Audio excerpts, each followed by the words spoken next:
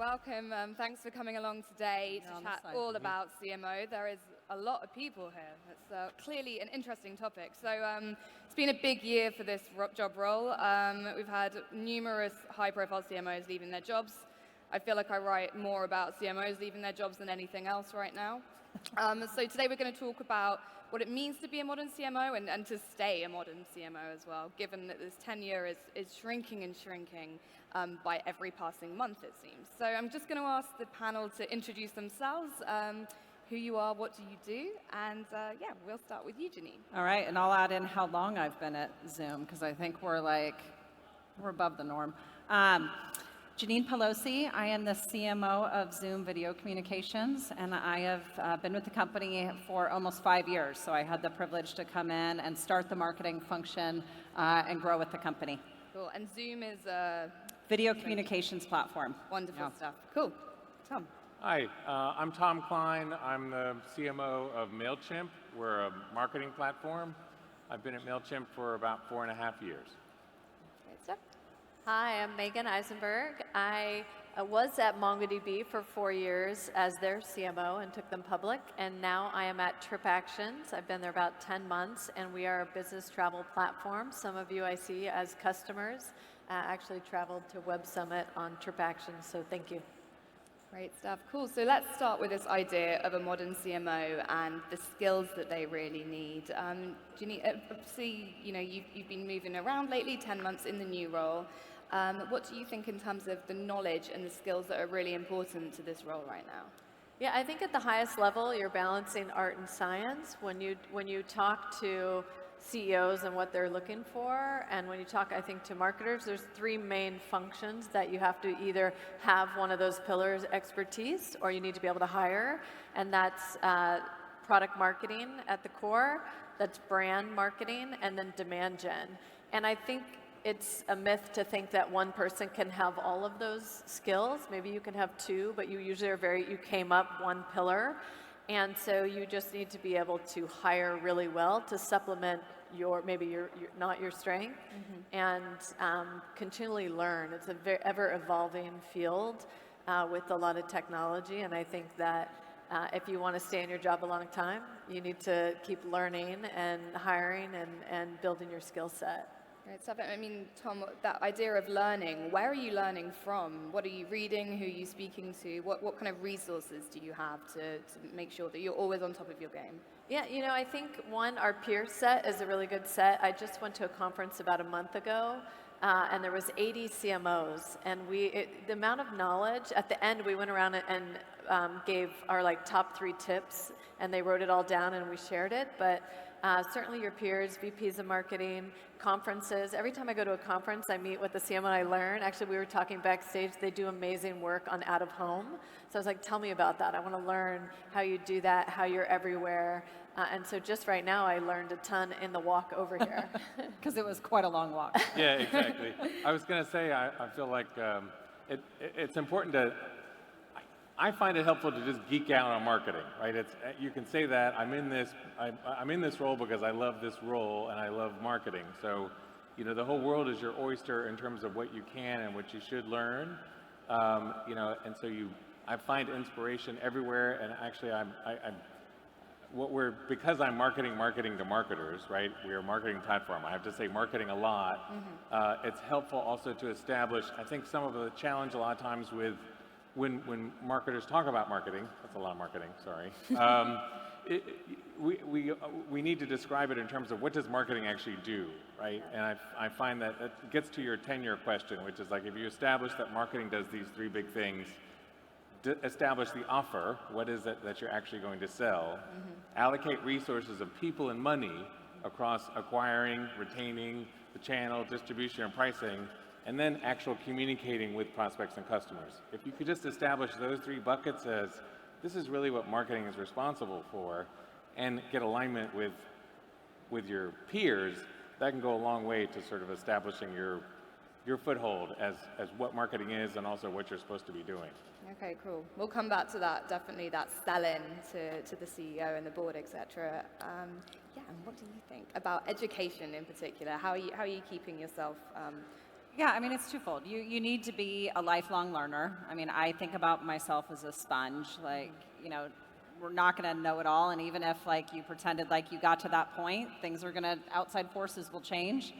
The other thing, I mean, to the question of like this, what is a modern CMO? Like, I have to be business minded first. And I see that is a big mistake people make, is they stay in their like marketing world too much. Like, I think about it as business leader first, and I put on that marketing hat in the context of what the business needs. And I can't overemphasize that enough. Like, I think that's what's really key. Like, I'm thinking about our revenue targets, our annual plans. I'm sitting there with finance doing all of these things. And so I think good advice I had been given years back is, stay as close to revenue as possible. So that's my advice there. And when you're taking that approach, how do you make sure that the idea of brand doesn't get lost amongst all of the revenue driving and the monthly reports, etc.? And how do you make sure that you're building for that long-term brand that you might not see results from straight away? Yeah, I mean, I think the business is ever changing. I mean, what Zoom is now to what it was when I started there almost 5 years ago, it's dramatically grown. So a communications platform when I was talking about video conferencing 5 years ago. So I think it's staying up to speed on the business.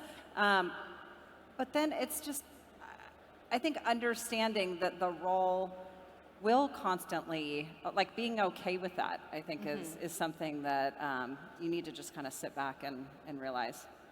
Yeah, that peer-to-peer idea that you mentioned, Meagen, this idea of learning from each other, do you feel there are processes in place where you're able to do that? Do you think that the CMO community has now got to a point where they're very open to sharing as much as they didn't used to be, perhaps?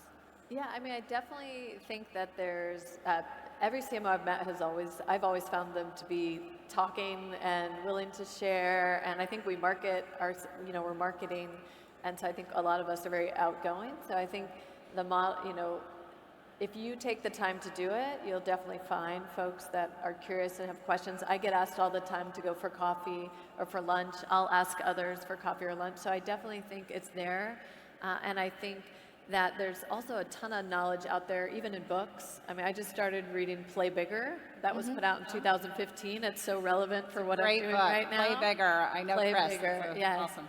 And before that, I was reading The Hard Thing About Hard Things, which kind of speaks more to don't just be in your function of marketing. Don't be a VP of marketing. Be a CMO, which means you need to think about the overall business. Think about what your CEO is trying to do, what the board's trying to do.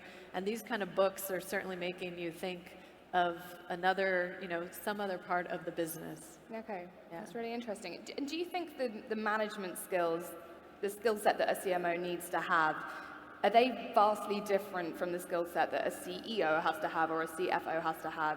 What kind of management style do you guys go for to make sure that you're A, recruiting right, and B, keeping your talent and getting the best talent? Yeah, so I definitely think the roles are different, but at the highest level, you have to be able to inspire and lead and do what's right for the business. So you align on that. When you go into your function and making decisions for the budget within your area, I think that's where you separate. But we all have to have a vision and tell a story. I think you can't lead an overall function or be a C-level exec if you can't tell the story.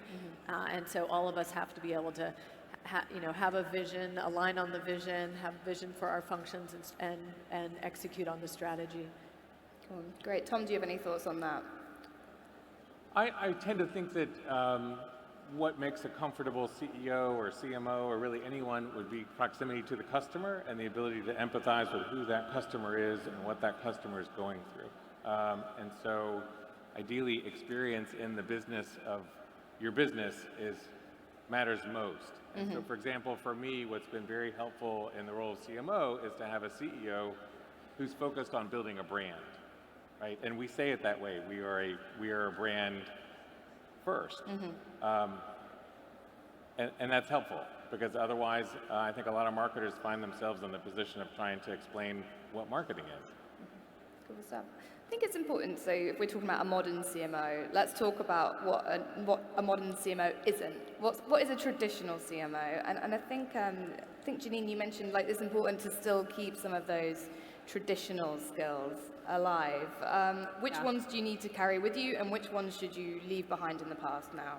Yeah, and look, I mean, I don't know the difference between modern, traditional, what was, what should be, but what I can say is that we are extremely practical. We take a very practical approach to what we do and a very focused lens on how we get there. You're not going to find me. I mean, we're at this massive 17,000 person conference, but for the most part, I try and keep my head clear of all the new acronyms. Like I have so much empathy for you in selling to marketers. Like it's crazy, right? That how much there is out there, and there's a lot of value that can be added from these tools. And I think it's being able to pick through and find the ones that are really going to add value. But then not forgetting about the traditional aspects. Like some of our most successful campaigns have been, ads that I have in the Moscone parking garage that I keep year round just because I want to hold on to that inventory for Dreamforce every year, or the buses rolling around San Francisco, or London taxis. I think getting really into each market that you're in, and adjusting the media based on staying top of mind is key. Mm-hmm.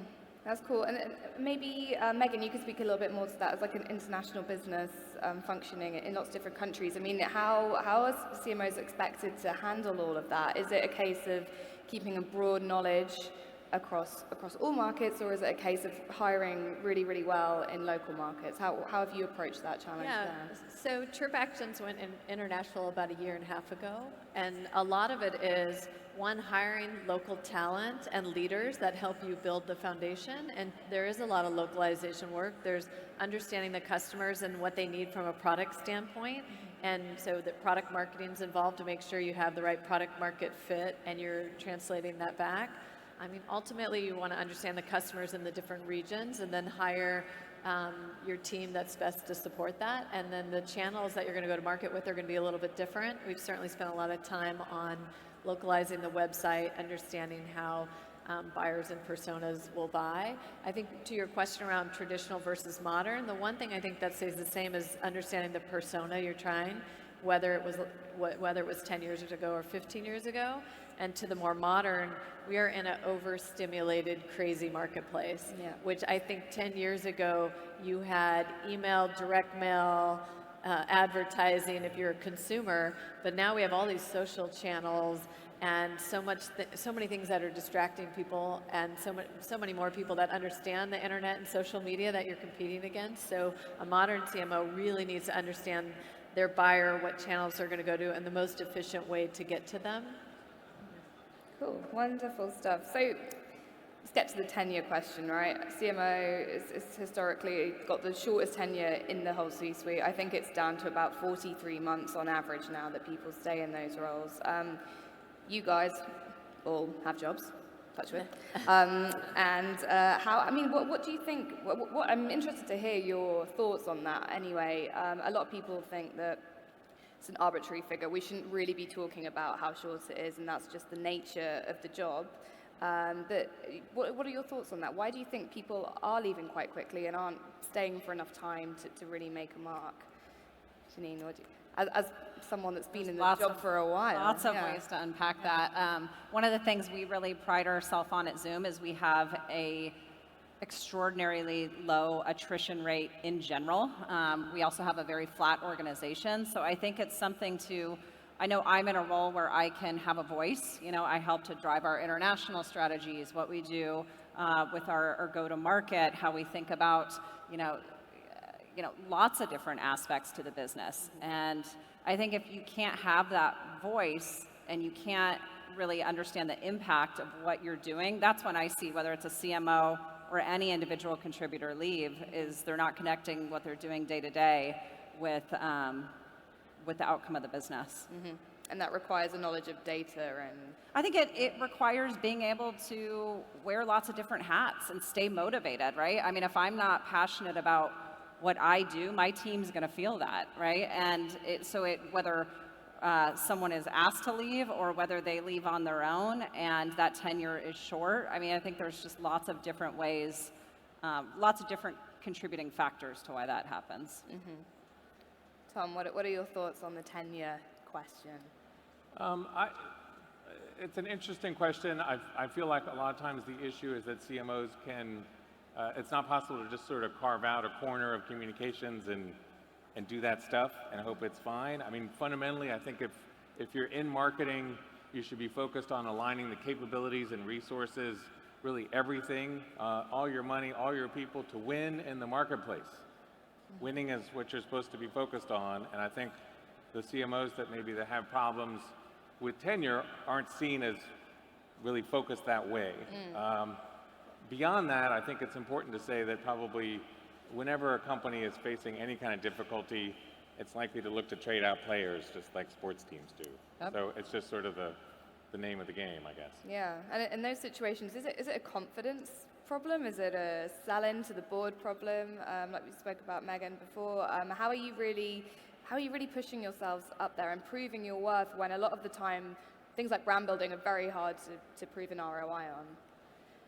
Yeah, I mean, I do think you have to keep pushing yourself. You have to bring the vigor and the life. And I think the CEO wants to know that the person running marketing is innovating and continuing to lead and brings the story to market and evolves with the market. And as the company's growing, brings in fresh talent while building and leading the rest of their team and the talent that exists.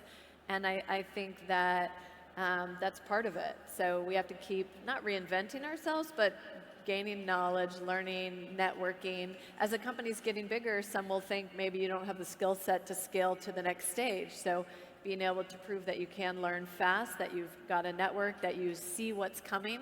I think when you stop seeing around the corner is when they see that. So you need to keep learning and setting the strategy and having a sense of what should come next and leading.